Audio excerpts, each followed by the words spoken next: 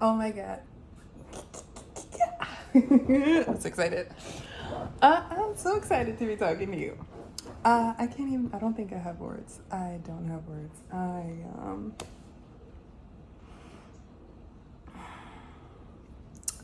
am grateful and I am so honored that you finally took the damn time. Y'all feel that movement. Something's moving, something's moving. That's movement. We'll get into it, but really, first of all, I'm so honored that you're taking this time to sit with me because I've been waiting for you, boo. I've been waiting for you for a long time. This is a love story for the ages, you and I. And no lie, I've been missing my boo. And so I'm really grateful to you because took a minute. Ooh, you tested my patience. And already I want to start crying. So there's a lot of emotion in this because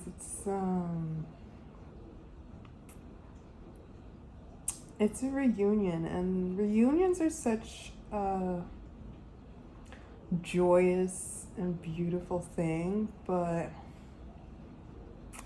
the time of separation, when you believe it, is pure hell.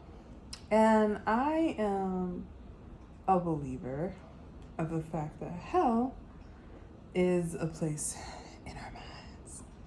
At least that is my personal experience of hell. It has always been an internal perspective projected onto our lovely shared physical space.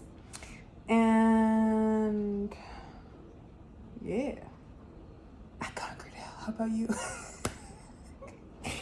Okay. I don't know where to start. That's always been the problem, kind of, in my deciding to sit down. I got some cards here. I have my notebook. I have my computer. I have babies sleeping.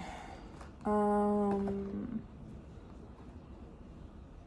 dude, I haven't told you, or well, I mean, you know, because you're me, but you don't know if, whatever.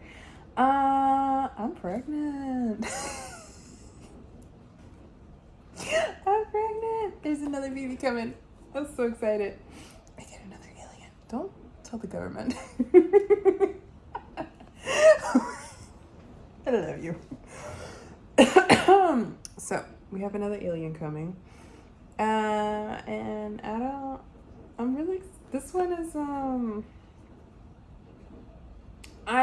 okay, let's start with the kids.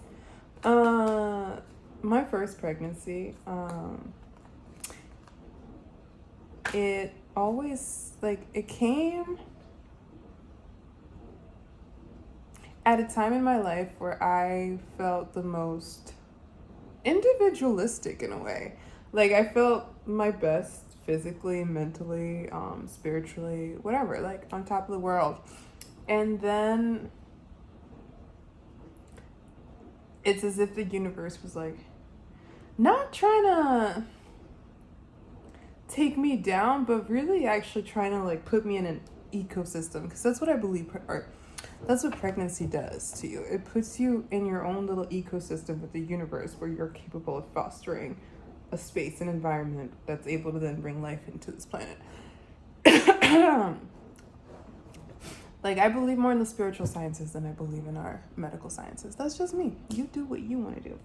And it's the universe wanted to put me in this environment, which is an environment that is actually quite dangerous to a woman's life. Because no matter how you twist and turn it, pregnancy, the whole childbearing program that you can go through as a woman if things work out, there is a risk of death.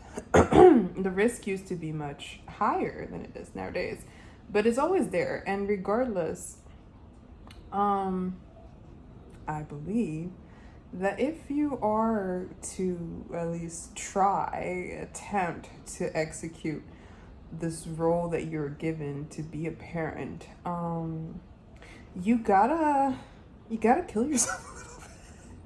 You do. You need to be confronted with death, and especially as a mother, there is no way that the person you think you are before you give birth is the same person that you think you are after you've given birth. It's just not possible. It's just not. The essence remains, the soul remains, the soul is still there, and that's really like the ego death. It's an example of ego death. The ego must die so that the soul comes more forward, because what I believe children truly need is soulful racing. That doesn't mean it's perfect. I am so far from perfect. I am trying every day, and Lord, it is trying. It is trying. Oh my God, it's trying. My children, I love them dearly, but lately, I look at them sometimes, and I think to myself, I have made the most annoying humans on this planet. The Lord have mercy on me. But then they like look at me and they say, "Mama," and I'm like, oh, "You're not annoying. You're just wonderful." But it's trying. But truly, children need a soulful upbringing, and it is so hard to do in this time and place that we're in, because it has not always been like this. And it cannot remain like this, because it is suicidal, it is counterintuitive to the soul, it is disturbing. And so I am a proponent of, we want the apocalypse. Because the apocalypse is really just truly us waking up to who we are, where we are, and how we can move. And that we are not limited to move in the way that we think we're limited to move nowadays. I still genuinely believe one day we're going to be flying. We're far off from that, because get some bad karma out there, and people that are definitely not awake, and people with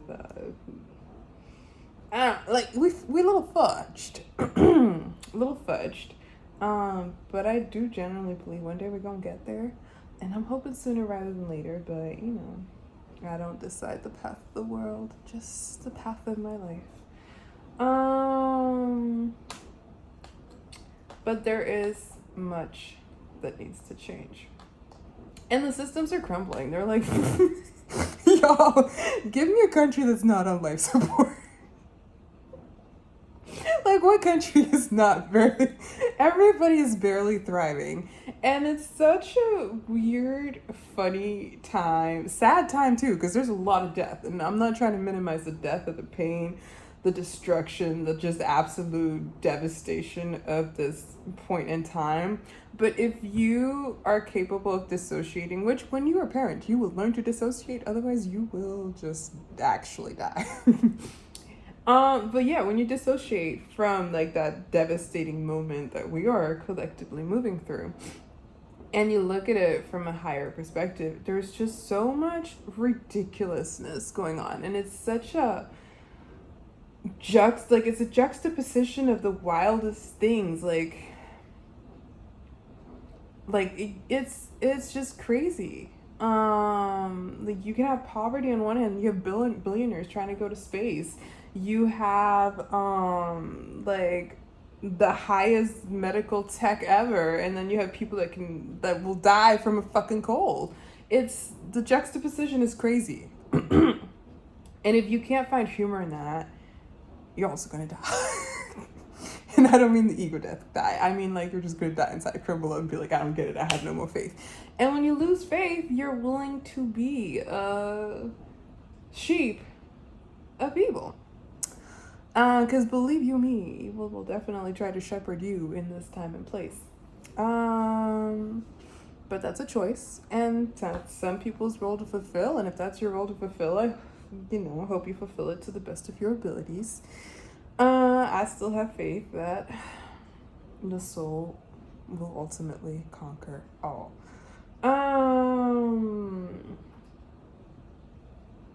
But yeah, so things are falling apart. And as things fall apart, we do need to put it back together. And I'm sure there's going to be a lot of different ideas or ways people think that we can put it all back together. But